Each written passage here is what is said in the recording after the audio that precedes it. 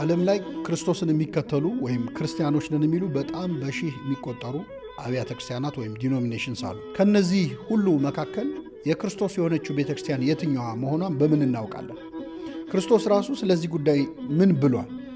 ምናልባትም በአንዳንድ አገሮች የተወለዱበት ሁኔታ ያደጉበት አገር ስለ ክርስቶስ ለመስማት ክርስቲያን ለመሆን እድል የማይሰጥ ሁኔታ ላይ የተወለዱ ሰዎችስ መጨረሻቸው ምንድን ነው የሚሆነው?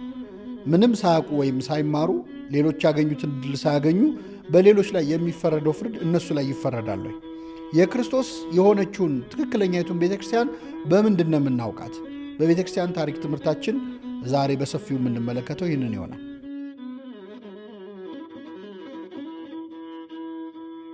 ጌታችን መድኃኒታችን ኢየሱስ ክርስቶስ በፊልጶስ ቂሳርያ ማለት ነው ደቀ መዛሙርቱን አንድ ጥያቄ ጠየቃቸው። ሰዎች የሰው ልጅ ማን ይሉታል? እንግዲህ ክርስቶስ በምድር ላይ በነበረ ጊዜ ራሱን ከሚጠራበት ስም አንዱ የሰው ልጅ የሚለው ነው።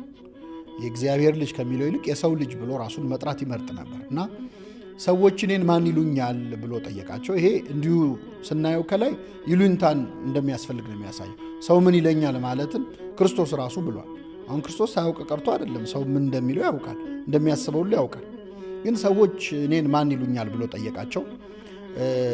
ኤልያስ ነው ይሉሃል፣ ሙሴ ነው ይሉሃል፣ ከነቢያት አንዱ ነው ይሉሃል፣ መጥምቁ ዮሐንስ ነው ይሉሃል አሉ። እውነትም ህዝቡ ኤልያስ ተመልሶ ይመጣል የሚል ትንቢት ስላለ ክርስቶስ የኤልያስ ድጋሚ መምጣት ነው ወይም ራሱ ኤልያስ ነው ብለው የሚያስቡ ሰዎች ነበሩ።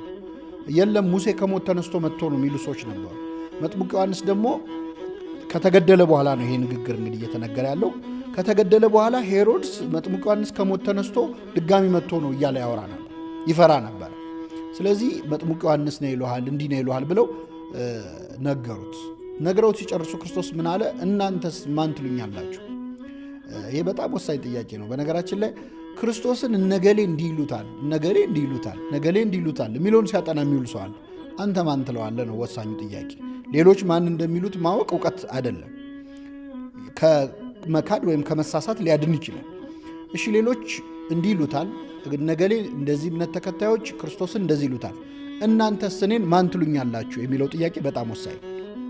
ብዙ ሰዎች የሌሎችን ሲያጠና የራሱን እምነት አያውቅም እና ይህን ጥያቄ ሲያቀርብ ከሐዋርያት መካከል ሁልጊዜም ለጥያቄም ለመልስም ለእምነትም ለክደትም የሚቀድመው የሌለ አለ፣ ቅዱስ ጴጥሮስ። ቅዱስ ጴጥሮስ ምን አለ?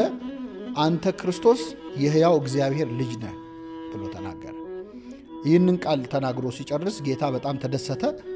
የዮና ልጅ ስምዖን ሆይ ይህንን በሰማይ ያለ አባቴ እንጂ ሥጋና ደም አልገለጸልህም።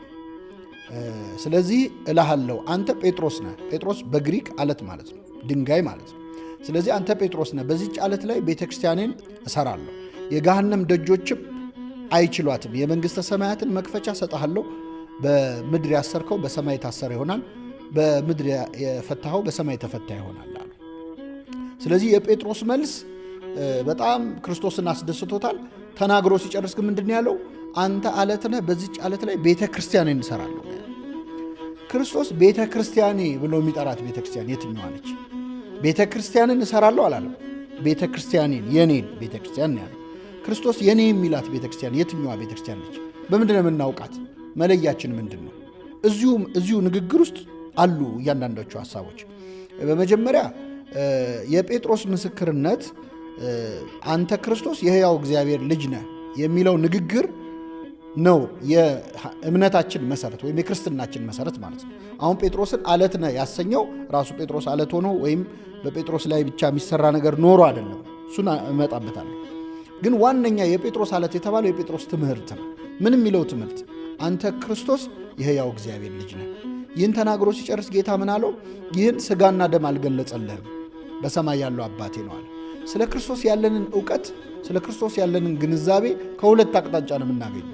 አንደኛው ከሥጋና ደም ነው፣ ከምርምር ነው፣ ከመጽሐፍት ከንባብ የተለያዩ ቪዲዮዎች ከማየት ሪሰርች ከማድረግ የምናገኘው ስለ ክርስቶስ የምናውቀው እውቀት አለ።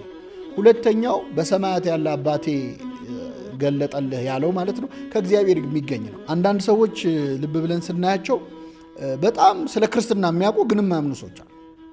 በደንብ መጽሐፍ ቅዱስን በልቼዋለሁ ከኦሪት ዘፍጥረት እስከ ዮሐንስ ራእይ ጠይቀኝ አንድ ነገር የሚሉ ግን እምነት የሌላቸው ሰዎች አሉ። ለምን? ይህንን እውቀት ሥጋና ደምን የገለጸላቸው ከእግዚአብሔር የተገኘ እውቀት ሲሆን ግን ለመመስከር ያበቃል። አንተ ክርስቶስ የሕያው እግዚአብሔር ልጅ ነህ። ክርስቶስ ማለት መሲህ የተቀባ ማለት ነው። አስቀድሞ በኦሪት በነቢያት የተነገረልህ ትንቢት የተነገረልህ ዘመን የተቆጠረልህ መሲሁ አንተ ነህ አለው። አንደኛ። ሁለተኛ የእግዚአብሔር ልጅ ነህ፣ በሌላ ቋንቋ እግዚአብሔር ነህ ማለት ነው። ራሱን ከእግዚአብሔር ጋር አስተካክሎ የእግዚአብሔር ልጅ ነኝ ስላለ ሊገሉት ይፈልጉ ነበር ይላል። የእግዚአብሔር ልጅ ማለት እግዚአብሔር ማለት ነው እና ክርስቶስ እግዚአብሔር ነው፣ የእግዚአብሔርም ልጅ ነው፣ መሲህም ነው ብሎ መመስከር ይሄ የመጀመሪያው መሰረት ነው። ከስጋና ከደም የሚገኝም እውቀት አይደለም ነው። ሁለተኛው ጴጥሮስን አንተ አለት ነህ፣ በዚች አለት ላይ ቤተ ክርስቲያኔን እሰራለሁ አለው። ቤተ ክርስቲያኔ የሚለው ቃል ቤተ ክርስቲያን የማንም አለመሆኗን ያሳያል። የክርስቶስ ብቻ ነች። የነገሌ ቤተ ክርስቲያን የምትባል ካለች እሷ ቤተ ክርስቲያን አይደለችም። ምክንያቱም ክርስቶስ ክሌም አድርጓል። ገና ሲመሰርታት ቤተ ክርስቲያኔ ነው ያለው፣ የማንም አይደለችም። አንድ ቀጥሎ ምን አለ? ቤተ ክርስቲያኔን እሰራለሁ ነው ያለው። ቤተ ክርስቲያንን የሚሰራ ማንም አይደለም። ፋውንደሩ ገሌ ነው የሚባል ቤተ ክርስቲያን ከሆነ ያ ቤተ ክርስቲያን አይደለም። በዚህ ዓመተ ምህረት ገሌ መሰረተው የሚባል ቤተ ክርስቲያን የለም። ህንፃውን ሊገነባ ይችላል። ቤተ ክርስቲያንን ግን የመሰረታት ራሱ መድኃኒታችን ኢየሱስ ክርስቶስ ነው። ቤተ ክርስቲያኔ ብሎ የኔ ብሎ ነው የጠራት። እሰራለሁ ነው ያለው። ሰው አይሰራውም ማለት ነው። ቤተ ክርስቲያንን ሊመሰርት ማንም አይችልም ከተመሰረተው በቀር ብሎ መሰረቱም ክርስቶስ ነው ብሎ ቅዱስ ጳውሎስ እንደተናገረው ማለት ነው። እና አንተ አለት ነህ፣ በዚህች አለት ላይ ቤተ ክርስቲያኔን እሰራለሁ፣ የገሃነም ደጆችም አይችሏትም ማለት። ቤተ ክርስቲያኔ የሚለው ቃል ስለ አንድ ነገር እየተነገረ ነው። ቤተ ክርስቲያኖቼ አላለም። አብያተ ክርስቲያናቴን እሰራለሁ አላለም። ቤተ ክርስቲያኔ ያላት አንዲት ነች። ይቺ ቤተ ክርስቲያን ማነች የሚለውን ማጥናት ነው እንጂ ያለብን ቤተ ክርስቲያን ብዙ ልትሆን አትችልም። ይሄ ፕሉራሊዝም የሚያምኑ ሰዎች አሉ። ያው ሁሉም እኮ ወደ ጌታ ነው የሚያደርሰው የሚባል ትምህርት ጌታ አላስተማረም። ያም ያው ስሙን ነው የሚጠራው፣ ይህም ስሙን ነው የሚጠራው አላለም። ይሄ ለፖለቲካ